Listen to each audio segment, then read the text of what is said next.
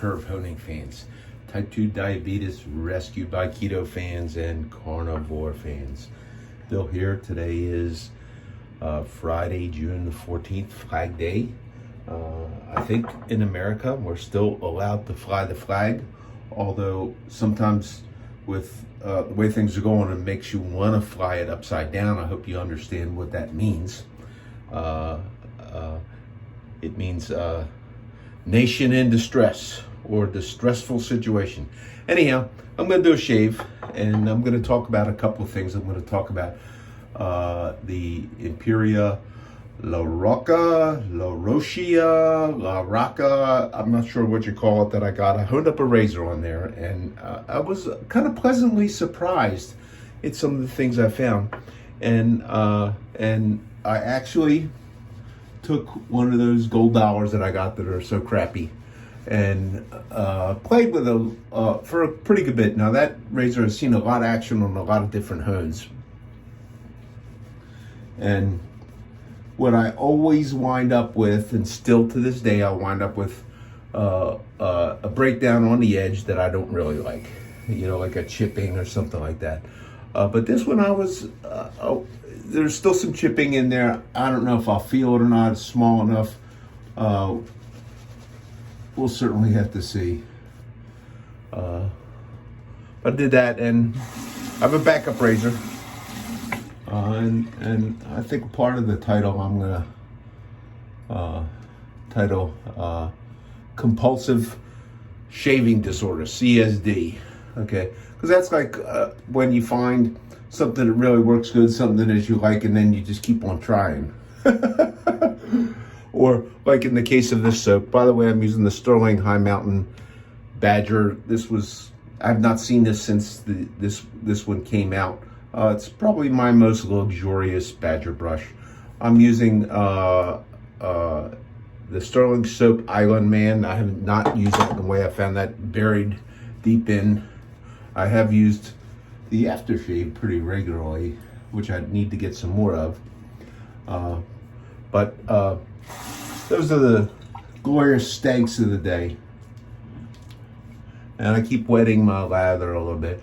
So I've been dealing with my plumbing issues. Ultimately, what I found happened was my backwashing head on my acid neutralizer, and at some point in time when I'm getting collecting parts to replace that, I got everything bypassed now and things are stable, but ultimately that bypass head jammed up and it locked up, and it was blowing the acid neutralizer media, which is calcite chips, which is like a crushed marble going into the next step in the treatment, which is the water softener. So the head on the acid neutralizer was blocked up, and then it screwed up some of the chips went in, and it screwed up the water softener. So I have to buy, order parts for that, and I'll be doing all that. And I'm gonna cut a lot of stuff out. I'm changing from an automatic backwash neutralizer to what they call an upflow, where the water goes into the bottom and there's a vortex plate in there and it flows up, and there's no backwashing, no electric, no timer, no required drain. So I'm going to try that. I'll take some videos or pictures of it when I get to do all that before and after. So what I did was I took my ILR, my new ILR, okay, and I honed up this, and let me draw this off and let you have a look at this, okay?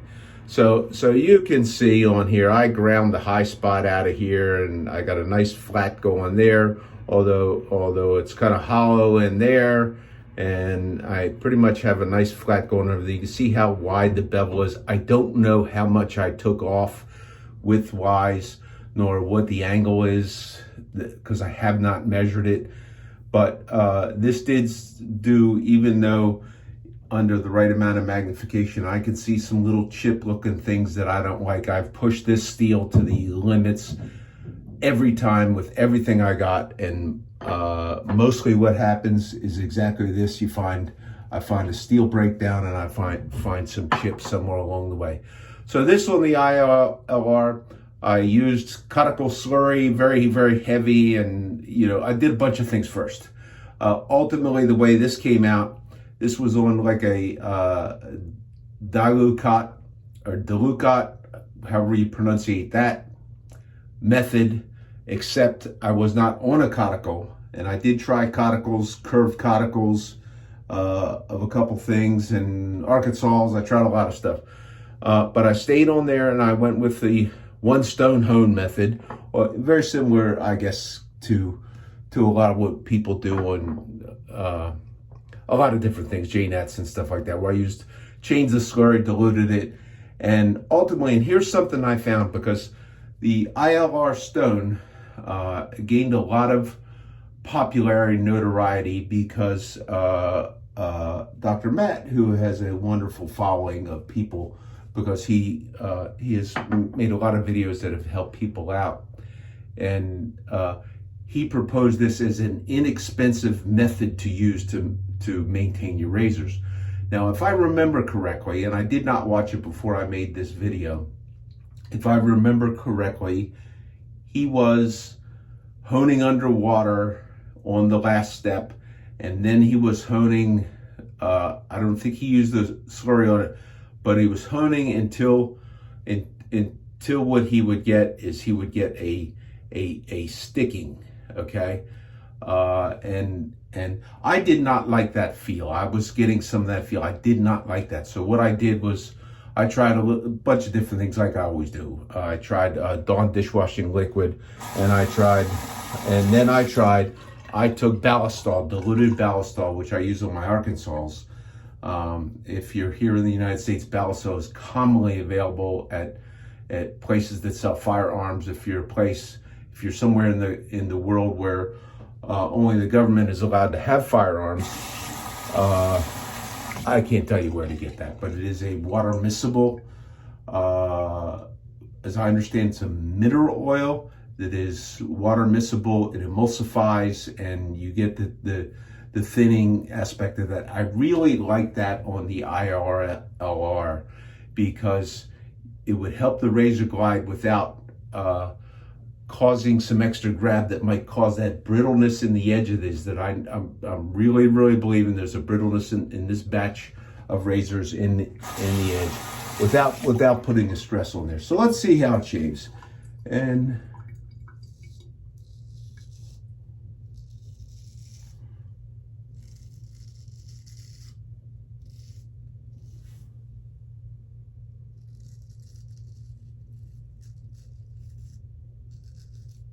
as indicated by my pecking peanut test, it does shave pretty well. I don't know if you go back and see how much hair I had. It's a pretty clean cut. It is, I did strop this. I did run this through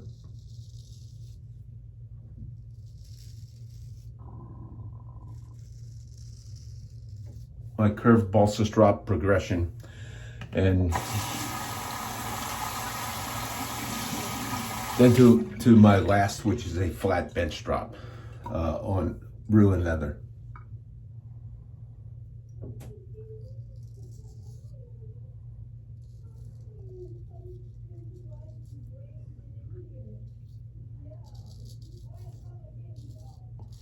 So this has a quite a pingy edge.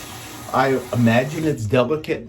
Okay, I'm pretty happy with how this turned out. It gives me enough confidence in that Imperia La Roccia that I'm going to take the reverse side of it. I got the 2x7, and I'll probably make a video of that. I'm going to shape the reverse side of that in the long dimension on the Jared plate.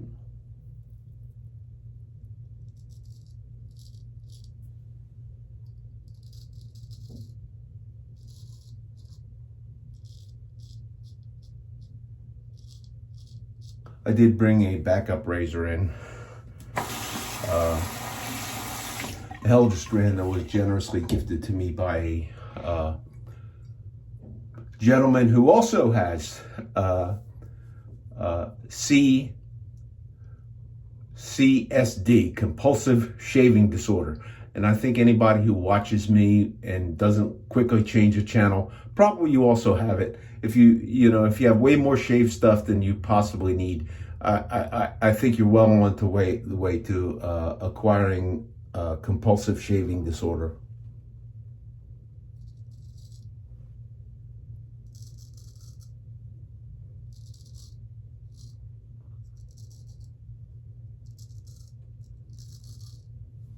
Just remember, you can always justify it by calling it a hobby. That's what I do. So another thing that I thought was interesting this week,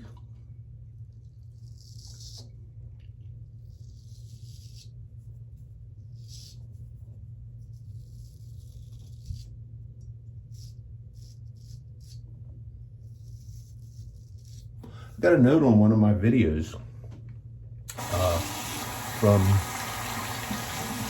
custom made razor maker, one of my opinion, one of the best in the world of custom razor grinders and currently active razor makers.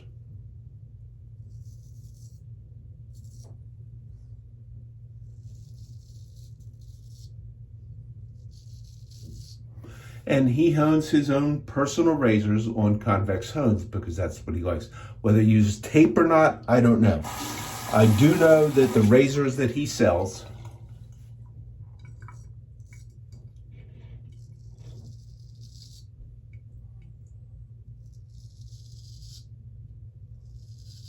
because we had that conversation. I do know that razors that he sells, mine, for instance, was honed on flat and it was honed with tape, okay? And the reason being, his customers demand that. They're buying a higher end, custom made razor, beautiful, beautiful pieces. You do not want this to look like somebody had honed it. You want it to be sharp, act like somebody honed it very well.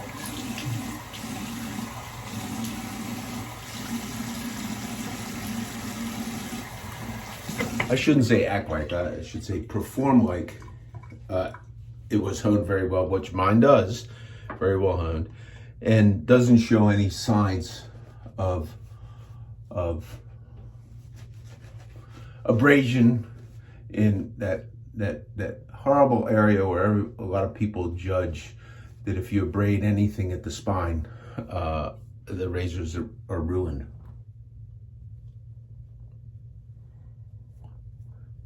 And that's fine. If you have decorative, beautiful razors, I get it. You know, for me, I'm not interested in preserving a showpiece. I got some really nice stuff. I don't have any vintage showpieces. My custom razors are unique custom razors, and I'll ultimately super curve both of those. But both of those guys are really, really great honers, and I just haven't had to do that yet. So I'm going to finish the shave with my CV Helger strand.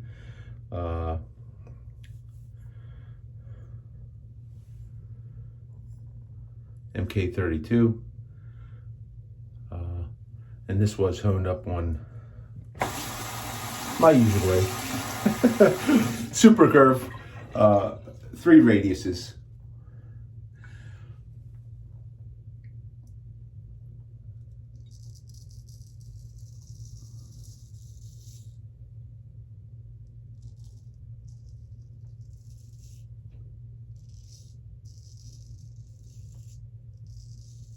So why am I doing this not with the gold dollar? So the gold dollar shaves. Shaves pretty well. It passes the packing peanut test. Okay, it doesn't shave as well as this.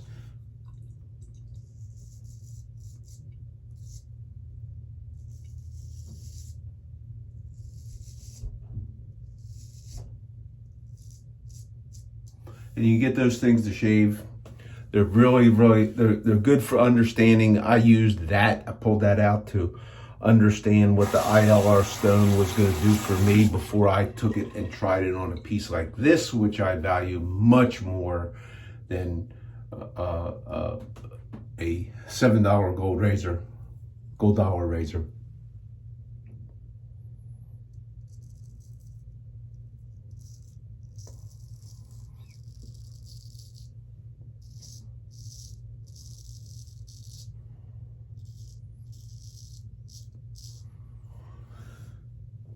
But anyhow, this custom razor maker, and I mentioned my packing peanut test. He sent me a little note. He says, I'm not sure if you know how popular this has become. It's the buzz, and I don't go on every forum. I don't do Facebook at all, so I'm not on any Facebook groups.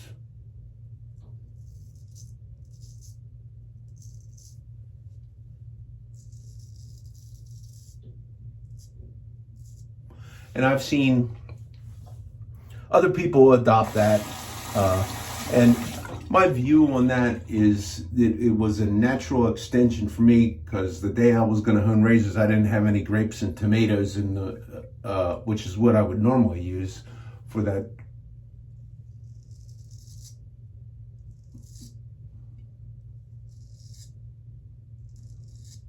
Evaluation of a push cut.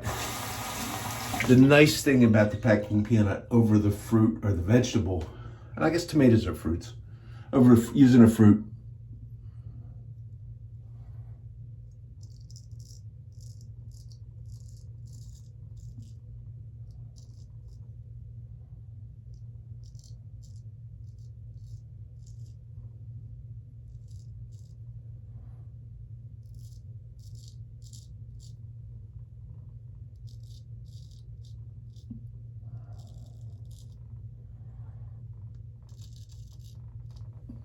was that since I finish on a series of strops that have an abrasive loading on them, I can see a change in the performance of the cutting with the packing peanut incrementally.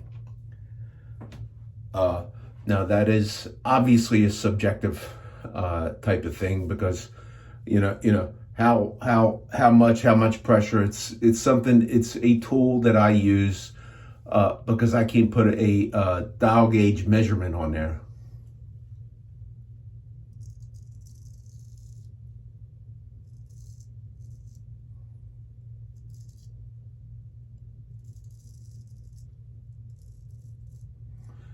It's one of those things you learn to use as a tool.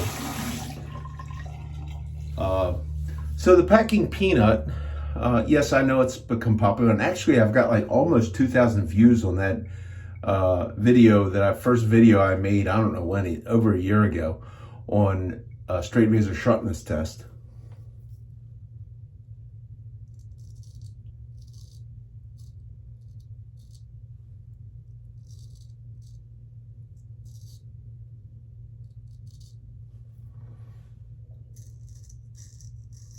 So I must be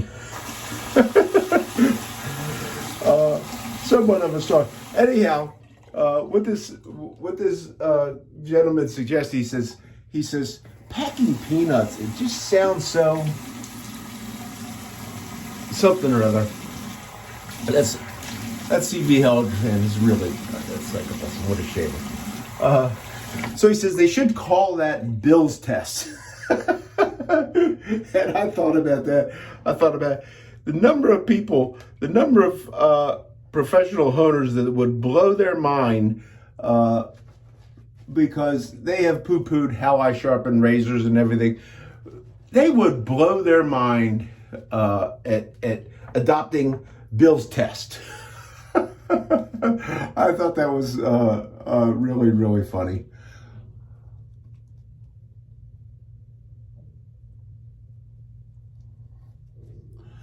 And I'm not saying this is the all in all, because it's not. All I'm saying is I think in your sharpening measures, you need to figure out a way to, along in your progress going through and developing your steps that you need to find some way to evaluate your work. Because if you have to go through this, if let's say, for instance, that you are of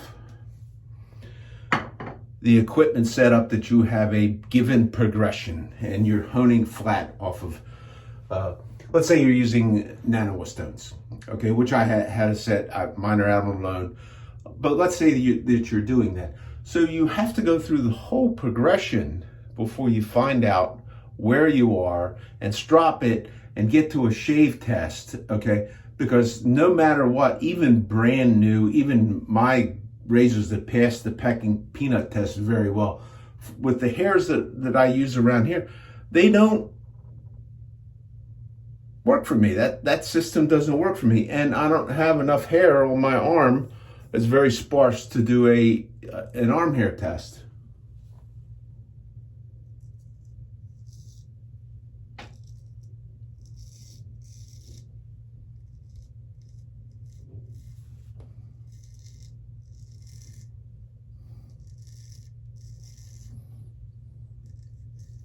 But it was something that I found out that I could use.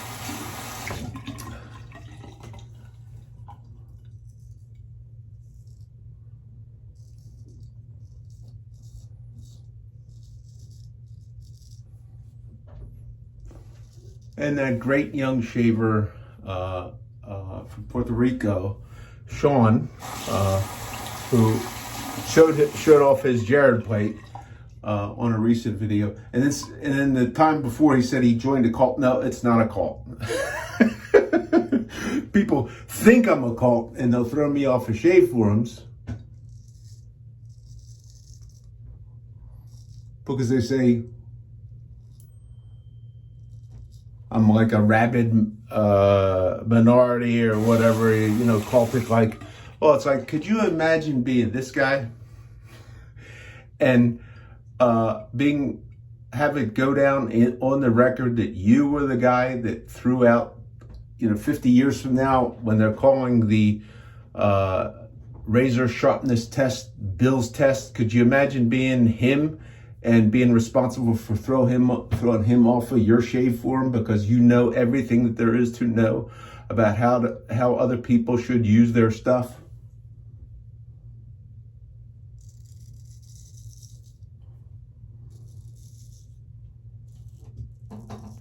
I'm not sure if it was him, but whoever gave, or whether, Jared may have just resigned from Badger Blade. I don't really know, but could you imagine being the party responsible for not wanting the one singular person who, in the United States, who probably knows, let's say one of the top two, maybe the top person on modern manufacturing of European straight razors? Can you imagine who it was that was responsible for giving him the right foot of fellowship?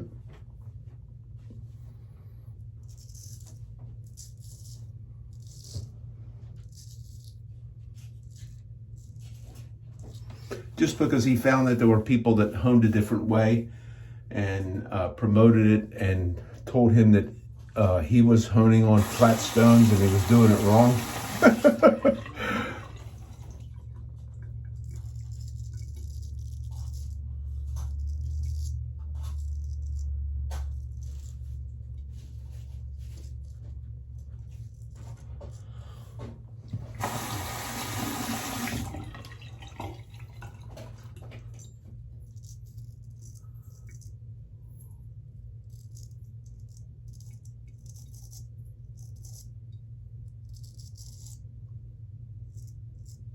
So my thoughts are racing back to the water system.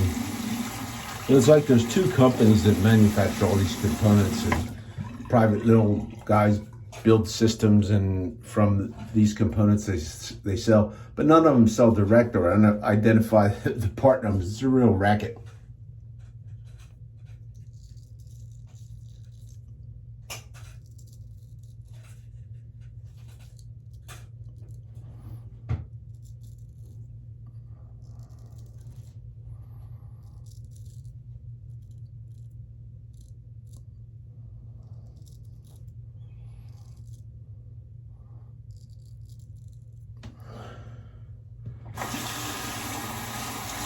So that Helger strand just feels like a delightful, delightful cutter.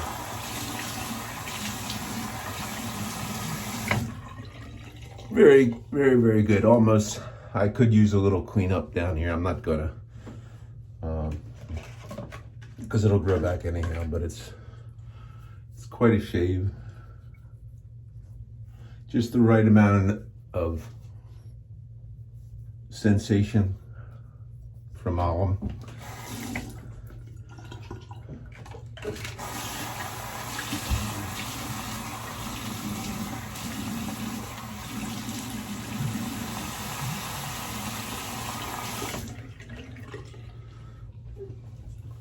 So then I'm gonna use a little bit of Sterling unscented glacial level balm. I'm just gonna use just a little bit of that. I think for the longest time, I think I've actually always done this. Put this on before the liquid aftershave, knowing that there's alcohol in the aftershave. And I think Rod Levin at Sterling, he did a video and he says you're supposed to use the aftershave first and then use the balm. But it is uninhibited shaving, and you can do as you please. I'm using the matching Island Man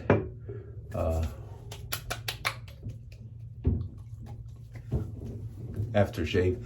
I imagine Rod is a big fan of Creed fragrances, because he has most of his stuff that has, I think all of the stuff that it says whatever man is always a duplicate or a like scented type product to the Creed formula. So that's the shave. The gold dollar honed on the ILR, I was very pleased with it. I will document with a video my shaping of that, the side that's flat. One thing I do like about the stone, I bought the slurry stone. It does not slurry well with the slurry stone. It seems like a very, very hard stone. The Cajun blade, he got one too. He's indicating he didn't think it was a slate. I don't really know what it is. It's not published what it is, but for sure it's not a $600 or $700 rock. Okay, that you got to buy. It is something that punches way above its price. And I didn't buy the super deluxe one with the wooden box or anything like that. I bought the least expensive 2.5 by 7. You could go 3 by 8 if that's, but once you curve them, you don't need a 3-inch wide stone. It's nice to have. Length is better than width with a curved hone usually, unless you're going short dimension, in which case width is better, and that's in a story in itself. So I'm going to curve the back side of that, which is, there's a stamp on there that tells you to hone on the other side. And so I'm going to curve the back of it. That way I'll have a flat one. The one thing I was going to say I do like about it a lot, okay, unlike